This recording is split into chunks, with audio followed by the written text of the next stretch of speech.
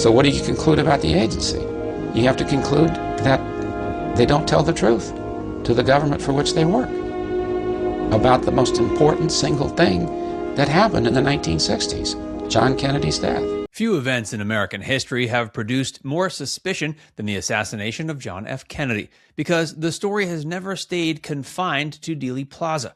It brings to mind motorcade footage, scrambled investigations, missing context, and a government that has spent decades releasing pieces of the puzzle a little at a time. What keeps the case alive is not just the murder itself, but the steady pattern of secrecy around intelligence files, surveillance records, foreign operations, and the people who crossed paths with Lee Harvey Oswald before the shots were fired. Even now, new disclosures keep showing that agencies withheld more than they admitted, especially when it came to CIA activity tied to Cuba, Mexico City, and covert propaganda networks. Before we get into it, tell us in the comments which part of the JFK story has always bothered you the most: Oswald's Mexico trip, the CIA angle, or the records that stayed hidden for decades. George Joannides. The real interesting thing about Joannides is he was called before the House Assassinations Committee they brought him out of retirement to go be their liaison to the House Assassinations Committee. And he was the guy that was running the program, and they're asking him about the DRE, and he said, I don't know who it was. I don't know who was running, but it was him. So he was stonewalling the House Assassinations Committee. One of the biggest secrets involves CIA officer George Joannides, whose name hovered around the case for years before newly released records pushed him into the center of the conversation.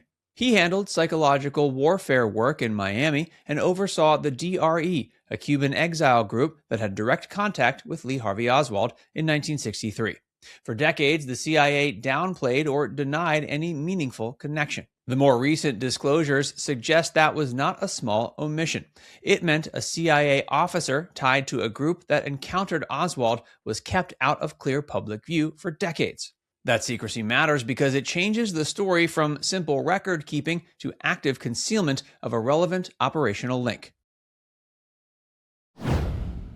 The DRE Link. As this footage shows Oswald out on the street handing out pro-Cuba pamphlets, the moment feels even more significant once you know who was watching and reacting around him.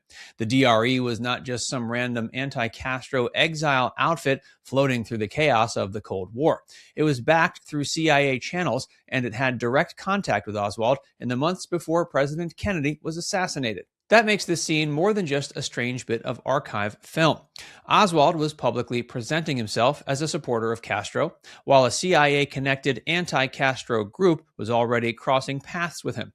Almost immediately after the assassination, that same group helped push narratives about who Oswald was and what he believed. Taken together, it starts to look less like an isolated street encounter and more like one piece of a much larger intelligence environment built around Cuba, propaganda, and political influence. The real unanswered question is how much officials knew about these contacts at the time and why the full story stayed buried for so many years.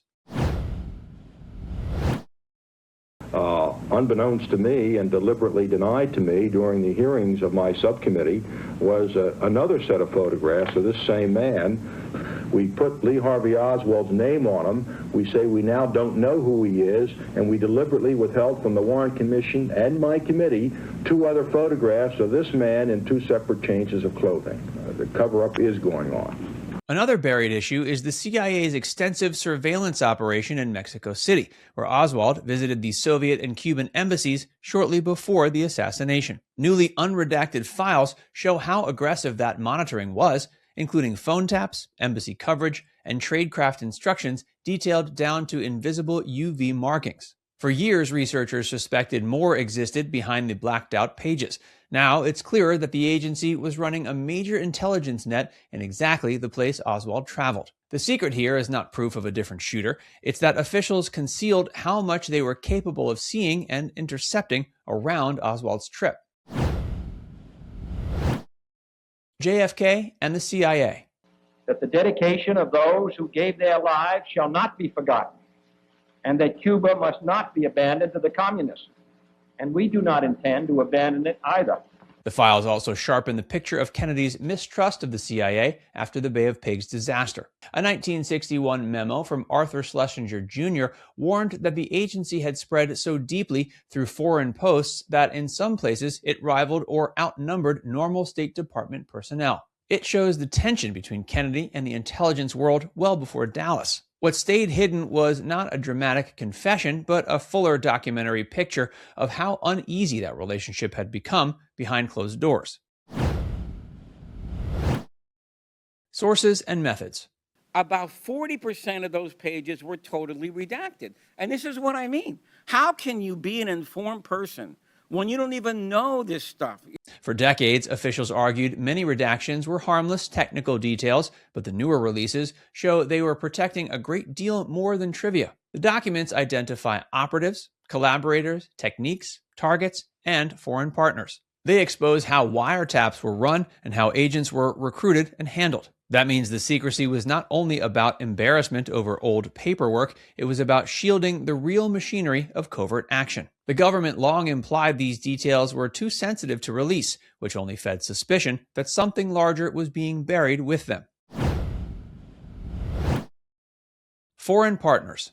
In our activities seeking support for the Cuban exiles, we encountered people from most of the what we'd call a varied political spectrum.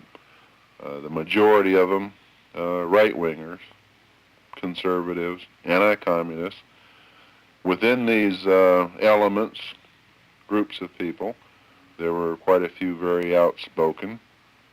As relationships developed and as time went on, some of them very pointedly made statements as to how to resolve the communist menace, how to resolve Castro. Quite often it would boil down to, why are we wasting our time trying to get Castro? Why don't we go to the root of the problem and eliminate the communists in Washington, the number one man, JFK? Another secret hiding in plain sight is how many foreign governments and services were quietly assisting CIA operations connected to anti-Castro efforts. The newly visible files point to cooperation from multiple countries, which makes the Cold War backdrop to the assassination era look far wider than many The newly visible files point to cooperation from multiple countries, which makes the Cold War backdrop to the assassination era look far wider than many Americans realized. That does not solve the murder, but it expands the web of intelligence activity surrounding the period in which it happened. For researchers, every newly named partner raises the same question. What else sat behind those missing pages while the public was told the important story was already complete? Propaganda around Oswald. Angleton compiled a 180-page dossier on Lee Harvey Oswald, which was sitting on his desk a week before President Kennedy went to Dallas. A 180-page dossier on the man who supposedly killed the President of the United States.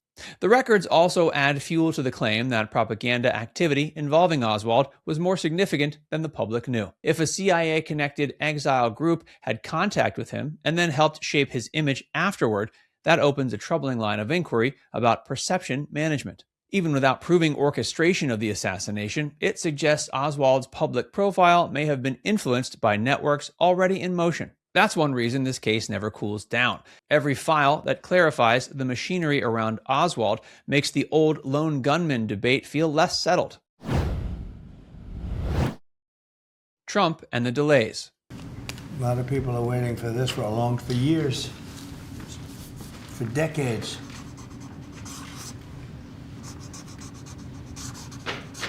And everything will be revealed. A different kind of secret is a long political delay itself. The law called for full disclosure years ago, yet presidents from both parties kept accepting arguments for postponement. Donald Trump promised release in 2017, but many records remained redacted or withheld after pressure from intelligence agencies. Joe Biden released more, but not everything.